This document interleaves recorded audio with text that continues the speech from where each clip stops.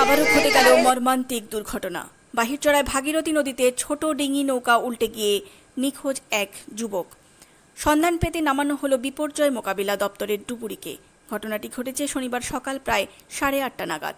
নিখোঁজ ওই যুবকের নাম মোহাম্মদ মণ্ডল, বয়স আনুমানিক 21 বছর, বাড়ি নবদ্বীপ ব্লকের বহিরচড়া গঙ্গাধরপাড়া এলাকায়। স্থানীয় সূত্রে জানতে পারা যায়, শনিবার সকাল প্রায় 8:30 নাগাদ বাহিরচড়া উত্তরপাড়া ঘাট থেকে একটি ছোট ডিঙি নৌকায় ওই যুবক সহ 3-4 জন মিলে নদীর ওপারে যাচ্ছিল ঘাস কাটতে। সেই সময় ভাগীরথীর মাঝামাঝি হঠাৎই ডিঙি নৌকাটি উল্টে যায়। 3 জন কোনো ক্রমে সাঁতার কেটে পাড়ে উঠতে পারলেও মোহাম্মদ মণ্ডল নামের ওই যুবক তলিয়ে যায়।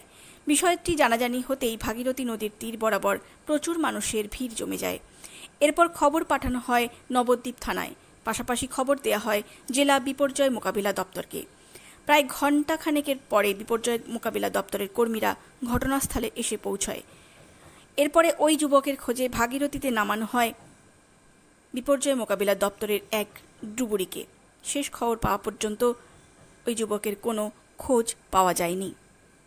সব খবর সবার আগে, মানুষের সাথে মানুষের পাশে। সৈয়দ আবু জাফরের রিপোর্ট, MBS নিউজ, নদিয়া।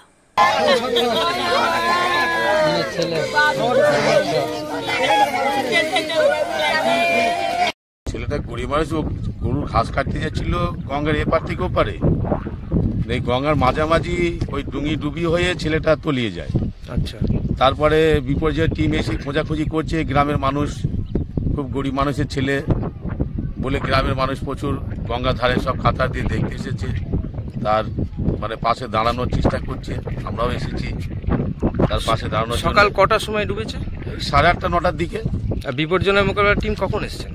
প্রায় ঘন্টাখানিক আগে এসেছে, 1-1.5 ঘন্টা 2 ঘন্টার মতো পরে এসেছে। হঠাৎ ছেলেটা ডুবে গেল নাকি? না, হঠাৎ ডুবে যাওয়া 3-4 জন ছিল। ওই নৌকার ডুঙিটা তো টিনের ডুঙি নিয়ে পার হওয়ার চেষ্টা করেছিল, কিন্তু বিপর্যয় যেভাবেই হোক বিপদ হয়ে গিয়ে ওইখানে ডুবে যায়। বাকি 3 জন উঠে পড়েছে, আর উঠতে পারে। আর ছেলেটির নাম কি বলতে পারবেন? মোহাম্মদ মণ্ডল। আচ্ছা, আপনার নাম? ফৈজুল শেখ। ছেলেটি আপনার কে হয়? তাও এর ছেলে, ওটা পাশের বাড়ি নাকি? গ্রাম পাড়ার। বয়স কত হবে? 17।